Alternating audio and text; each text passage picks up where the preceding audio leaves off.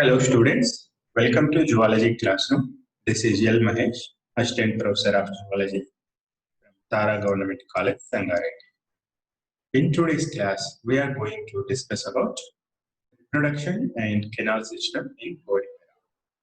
This particular topic comes under BSc First Year Zoology, first semester.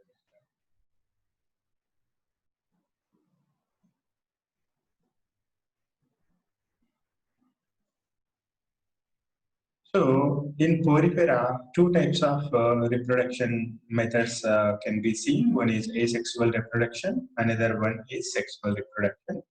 First of all, let us examine about asexual reproduction in Porifera. So, in asexual reproduction, couple of different types of methods also observable in these poriferans. So, out of those, one is regeneration. So sponges can regenerate lost body parts through mitotic cell division. So, and they also reproduce asexually by budding. And third method is under unfavorable conditions, they form females. So these are three types of asexual reproduction methods that can be seen in poriferans. So in regeneration, what happens? The sponges have highest capacity of regeneration, even though they are cut into many tiny pieces. Each tiny piece has the ability to regenerate the whole organism. So in this way, they are called as multipotent cells.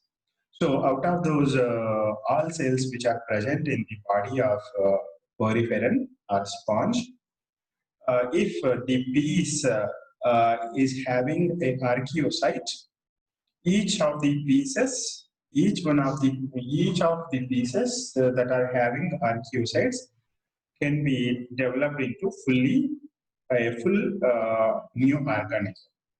So in this way, these organisms are capable of regenerate a whole body part or whole organism only when they are having archaeocytes.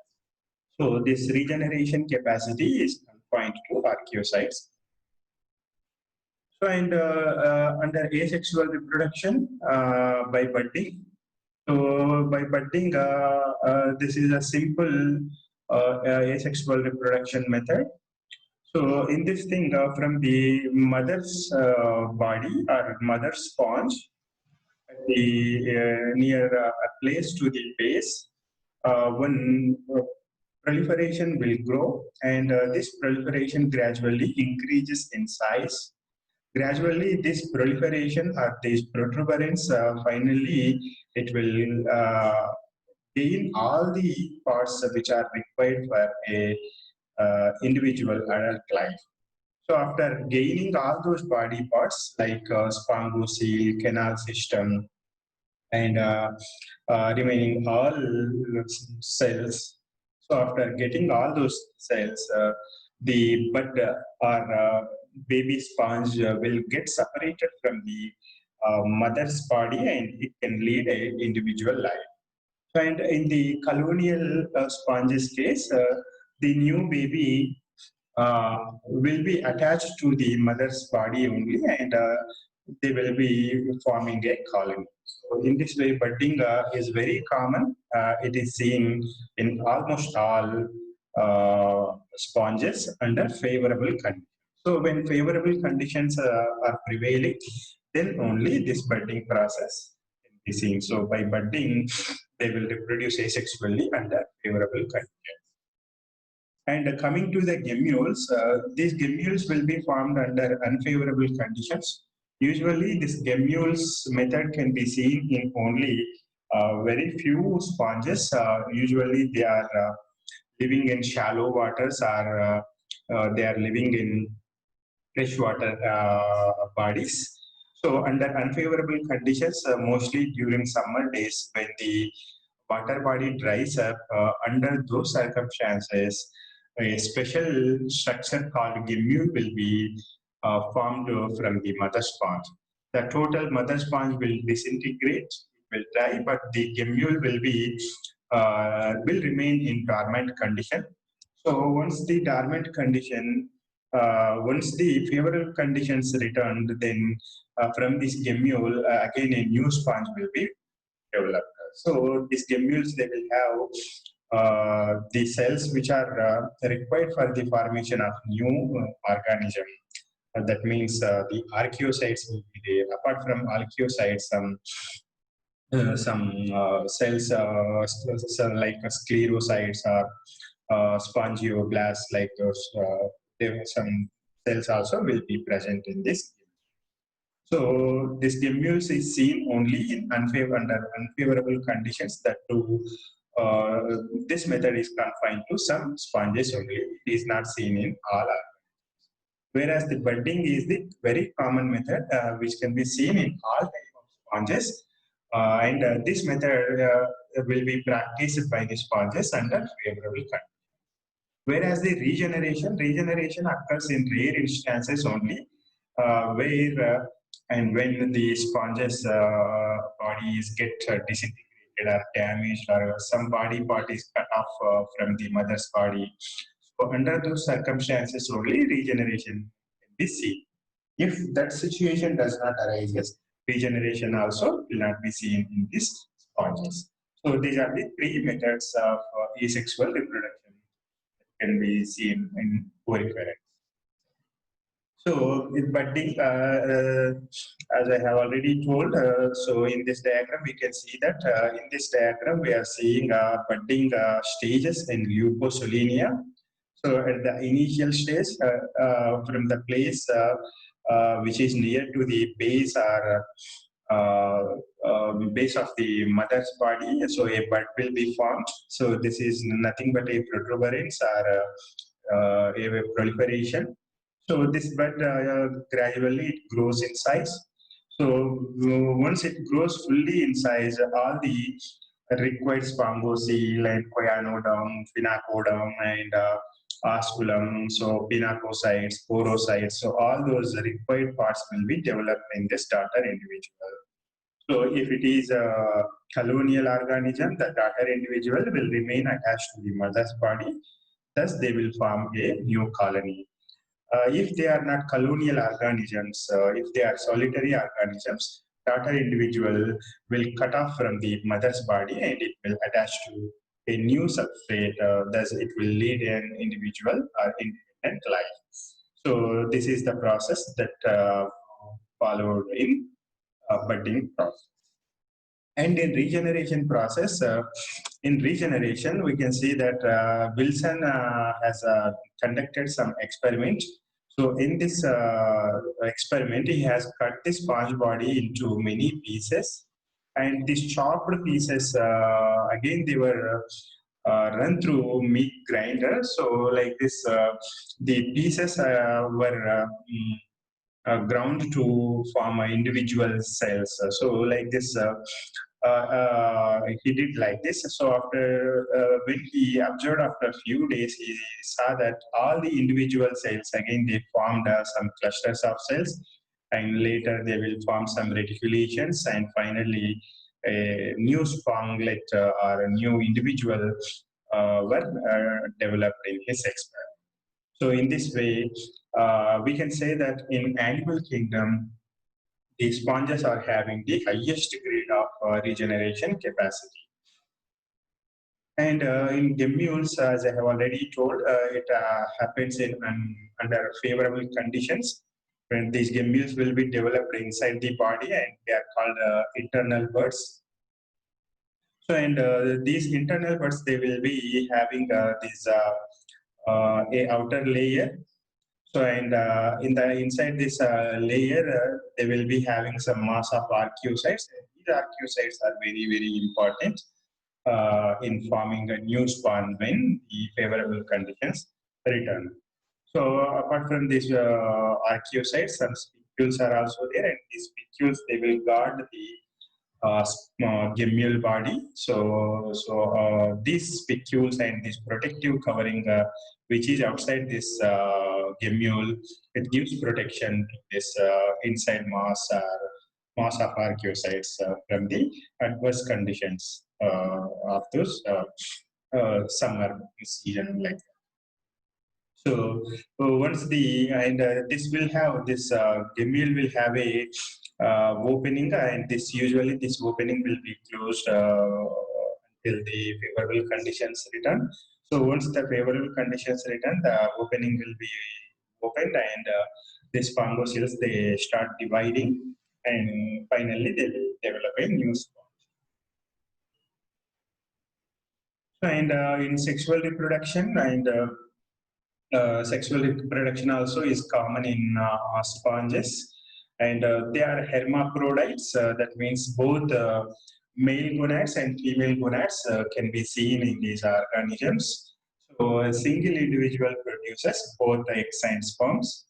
And archaeocytes are very, very important in producing eggs and sperms also, as the sponges are they are mass of cells, but they are not having tissues, and they are not having organ systems or organs. Hence, we cannot say that they are having gonads. So, mass of cells or archaeocytes will be there inside their bodies, and these archaeocytes they undergo meiosis to produce ova and sperms. And canal system helps in releasing sperms and zygotes into water. So, and even though they are having they are producing eggs and sperms, auto fertilization is not common. Only cross fertilization only takes place in these organisms. Reason for this thing is that protandry or protogamy. Even though eggs and sperms are formed in the same individual, the both gametes are not formed at the same time. So due to this reason, automatically they will have to practice cross fertilization. So, and in this cross fertilization, the sperms from one individual will leave its body and enter into the surrounding medium. And through the water canal system, these sperms they will enter into another sponge body, and there they will unite with the ova of that individual. So, like this, canal system helps in reproduction, sexual reproduction, also in releasing the sperms into the surrounding water. Thus, helping other sponges to receive these sperms, and to have fertilization occur. So, and zygotes also, once zygotes are formed in the organism's body, finally those zygotes will be released again into the water with the help of canal system only. So, cross fertilization is very common in these organisms. Self fertilization is not common. Why? Because protogamy is the reason.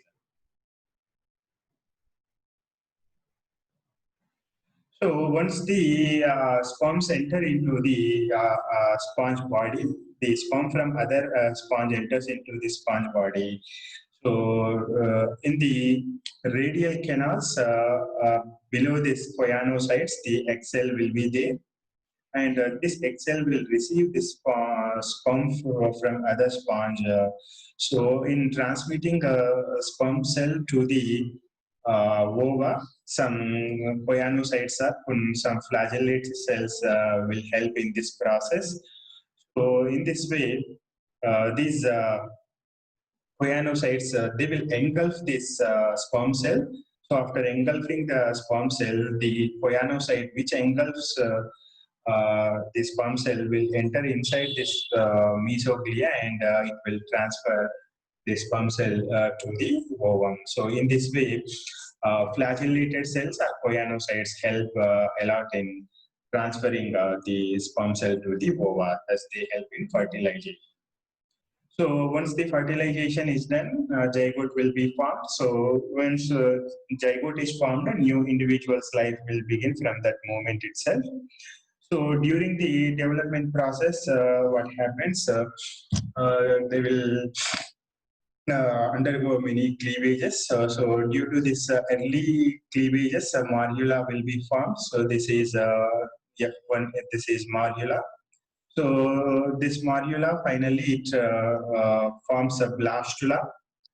So this blastula will have a blastocele, and these cells, the cells which are covering this blastula will be two types of cells will be there: one flagellated cells and some non-flagellated cells. So two types of cells will be there. So these flagellated cells, they will have flagellae projected towards outside of this blastula.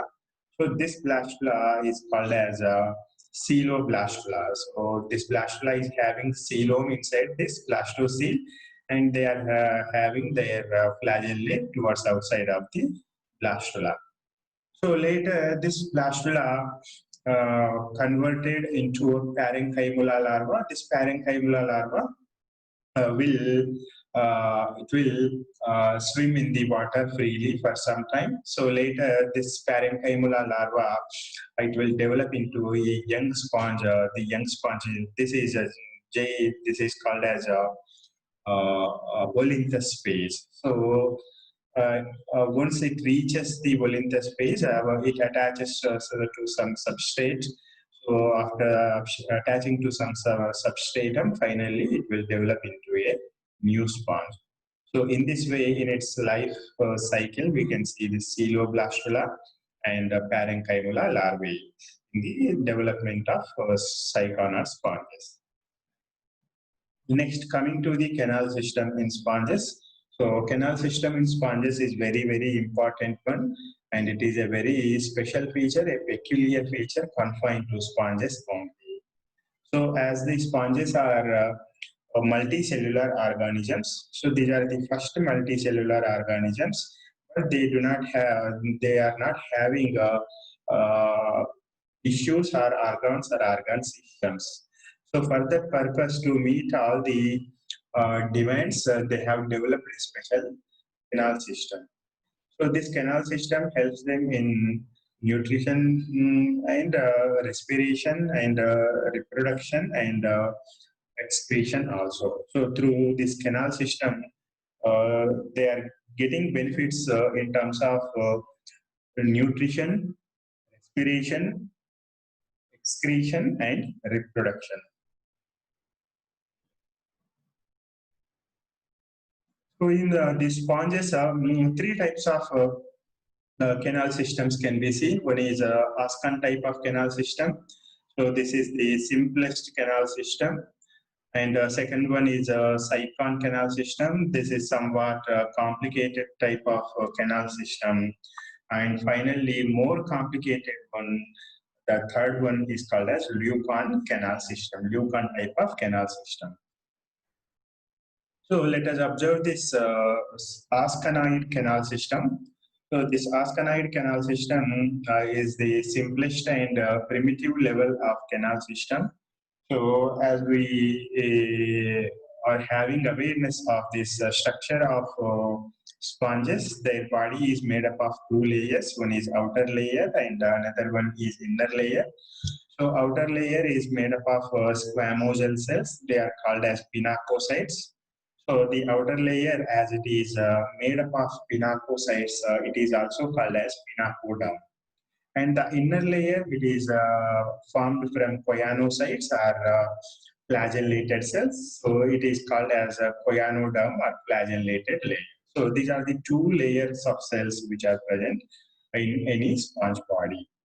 So in between these two layers, so in this diagram, we can see this outermost black line represents the pinacoderm, and innermost very thick black layer, it represents the choanoderm. So in between these two layers, a green layer is present in this body. This green layer represents the mesoglia. So mesoglia, actually, it is not a layer. It is just a mass of some jelly-like structure, and in this jelly-like structure, some special type of cells will be present in this mesoglia. So literally, we will consider that only two layers are present in these organisms. So one is choanoderm, inner one, and another one is pinacoderm, that is outer one. So as the sponges are multicellular organisms. They have got some somewhat bigger size bodies. So they are in need of taking food and taking oxygen from the surrounding waters, and they need to excrete unwanted waste materials like carbon dioxide and ammonia or urea, and they also need to release sperm cells. But as they are not having any special type of organ systems for having these works done, so they have relying on this canal system only. So through the canal system, water has to enter into the body of the sponges. So for that purpose, some inlets of water should be there. So in these inlets of waters are represented by the incurrent pores. So in other words, these incurrent pores are also called as ostia. So ostia are the beginnings of the canal system or openings of the canal system. So through ostia, a pore will be there which enters into the sphingosyle. So sphingosyle, it is also called as atrium. So this incurrent pore leads into a small canal. So this small canal again it opens into this atrium or sphingosyle through another aperture. So through this canal, water enters into the sponge body, and while doing so, the water will come in contact with each and every body, each and every cell of this sponge body. So in this way, when the water comes in contact with the sponge cells, they will receive oxygen from this flowing water, and they also receive nutrients or food materials from this water current. And while doing so, they also release unwanted waste materials like carbon dioxide and nitrogenous waste materials in the body. And during the sexual reproduction timing, they also release gametes, especially sperm cells, into this water current. So once the water current enters into the sphingosyle, it will have the water current will have carbon dioxide and nitrogenous waste materials, and during the reproductive season, the incurrent water also will have gametes, male, especially male gametes. So all these things will go out of this seal through this osculum. So in this way, they are in a need of having a water flow through its body and water going out of the body. So for that purpose, a canal system is very, very essential. And canal system, the single canal system is helping them in many ways. So this is the simplest type of ascanoid canal system. It can be seen in some simpler organisms, simpler sponges. So example for this ascanoid canal system is Leucosolenia. So this Leucosolenia, so in this is a Leucosolenia colony. So this is a section of longitudinal section of Leucosolenia. So the outer one, it is the pinnacoderm. So it is made up of a very thin flat cells. Okay, this is the outermost layer, and innermost layer is the choanocytes. It is having choanocytes. It is also called as choanoderm, and these are also called as collar cells. So in between these two layers is present mesenchyme or mesoglia.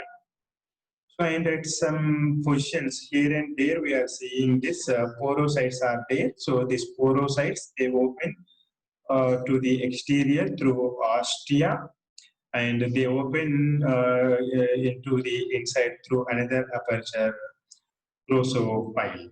So ostia and prosophile. So two holes will be there. Prosophile opens into this sphingosyle.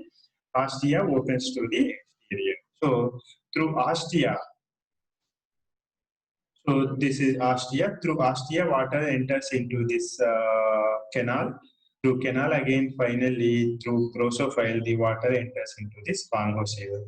Through spongocyl, the water will go out of the sponge body through osculum. So in this way, water enters into the spongocyl through this canal system. Finally, it leaves the sponge body through osculum. So while doing so, the water will provide oxygen and nutrients to the sponge body, and the water receives carbon dioxide and nitrogenous waste materials as well as gametes. And after the fertilization is done, the water also will receive zygotes also, or developing embryos also. So this is the ascanide canal system, which can be seen in Leucosolenia. So another type is a cycanide canal system. This cycanide canal system is present in somewhat developed sponges than the primitive level sponges. So as the body has developed into more big in size, the canal system also, it has been developed to some extent. So during the embryonic condition, the cycanide sponges also will have ascanide canal system only. But once the development is finished, the ascanide canal system will turn into this type of cycanide canal system. So cycanide canal system is nothing but a modification of ascanide canal system only. So when the ascanide canal system, the body layer, it is having a single body layer. So in the single body layer, so here and there some projections will go outside of the body, and the outer layer will be projected inside the body. So due to these evaginations and invaginations of the body layer, so due to the evaginations and invaginations of the body layer will be developed into this like a zigzag-like structure. So this part is, it is evaginated, and this part is invaginated. So these evaginations and invaginations of the body layer during the embryonic development leads to this type of structure. So this type of structure is called as cycanide canal system. So due to the evaginations and invaginations of the body wall, the simpler body developed into somewhat complicated body. So this body is forming some canals, some special type of canals in the sponges bodies. So due to the invagination of the body wall, incurrent canals are developed. So when the outer layer is invaginated or penetrated inside the body, it will form a incurrent canal. So this is an incurrent canal. This is an incurrent canal. This is another incurrent canal.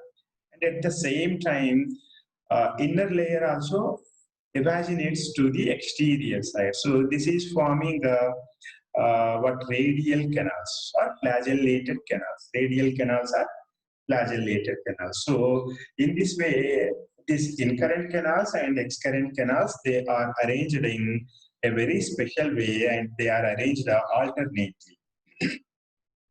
So this alternate arrangement led to this complexity in the canal system of the cycanide sponges. Cycanide canal system can be seen in cycon or scypha. So this is the scypha. It is a section of this scypha body or cycon body. So this is a diagrammatic representation of the section view of the sponge body or cycon body. So in this diagram, we can see that so this is the ostium. This core is the ostium. So this is the outer layer. So this is the outer layer, and this is the inner layer. Okay, this is the inner layer. So the outer layer, here and there, some porocytes are there. These porocytes, they are having ostia. So through this ostia, water enters into this incurrent canal. Incurrent canal also is lined with pinacocytes only. And these incurrent canals, they are having some again some canals are called as prosophiles. So through these prosophiles, the water enters into these choanocytes. These choanocytes are covering the radial canal, and these choanocytes they will as they are having flagellae, the flagellae movements help in forming water current. So this through this water current, the water enters into this sphingosyle through this apophile. So in this way, the cyclinoid canal system, the water flow direction in cyclinoid canal system is external water, ostium, incurrent canal, and prosophile, and radial canal, and apophile. And after apophile, water enters into sphingosyle, and from sphingosyle, finally, water goes to the exterior through osculum. So this is the structure of cyclinoid canal system. So another one is, a third one is leuconide canal system, and leuconide canal system is the most complex type of canal system present in sponges. So this is a higher level of sponges. This can be seen in higher level of sponges. So in this leuconide canal systems also, during the embryonic development, canal system will appear in the initial stages like ascanide canal system. Later, it will be looking like a cyclinoid canal system. Once the cyclinoid canal system, again, it further undergoes into many invaginations. So many invaginations and evaginations. So due to this complex processes, the total body will be having canal system. So in this leuconide canal system sponges, so they will be losing almost all the sphingosyle. So sphingosyle is very is highly reduced in this organ in this organisms. So in leuconide canal system, there are a couple of different types of leuconide canal systems are there. Out of those, one is uripilus type of canal system. So in this uripilus type of canal system, dermal pores will be there. So these dermal pores, they are nothing but ostia. So through ostia, water enters into this incurrent canal. So these are incurrent canals. So through this incurrent canals, waters will enter into this prosophiles. Through prosophile, water enters into sphingosyle. So these sphingoscyles are flagellated chambers. So flagellated chambers are also very reduced, and they will be having some branches. So sphingosyle is not only sphingosyle, choanocytes, choanoderm also is very reduced in this leuconide canal system. So from this external water, external water enters into the sponge body through dermal pore ostia. So through ostia enters into this incurrent canal. So from incurrent canal, water goes through prosophile, finally reaches sphingosyle, and from sphingosyle, the water goes to this excurrent canal. So from excurrent canal, again water enters, leaves the body, sponge body through osculum.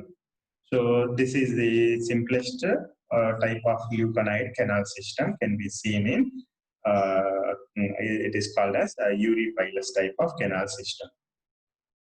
Next one is two other types of the apodal and diplodal canal systems. In apodal and diplodals also, the uripilus type of canal system only will be there, but with some modifications. So what is the uripilus canal system water current way? Or Singer, so outer water, dermal ostia, incurrent canal, prosophile, and in this water flagellated chamber, and this finally excurrent canal, and through osculum to outside. So here in this apodal system, what is happening? So they are having some canal called as apodus. So once the water reaches this flagellated chamber, so flagellated chamber is having a in small canal called as apodus before it meets with this excurrent canal. So in Uripilus type, Sphangosy, this flagellated chamber directly meets the excurrent canal. But in this apodal type, what is happening? Flagellated chambers are connecting to the excurrent canal via apodus. So as they are having the apodus canal, this type of leuconide system is called as apodal canal system. And the next one is diploidal canal system. In diploidal canal system, incurrent canals are connected to this flagellated chambers through another small uh, branch or small duct. So this duct is called as prosodus. So it is having two ducts. One is prosodus and another one is apodus. So as it is having two ducts, it is called as diploidal type of leuconide canal system. So in this way, when only one duct is there, apodus duct is there, that is apodal canal system. And when it is having two ducts, one is apodus and another one is prosodus, when two are present, it is called as diploidal type of canal system. So another one, ragonite canal system is also present in some sponges, especially in dragon larva. So lagon larva also, it is having, when it reaches the adult stage, it will have leuconide canal system only. But during the larval stage, it will have a special type of arrangement in its canal system. So to the external appearance, it looks like a asconide canal system. But the difference between asconide canal system and ragonite canal system is that in asconide canal system, flagellated chambers are confined to the inner layer. So, sphangocele is lined with flagellated layer or poianoderm. But here in these organisms, the canal itself is lined with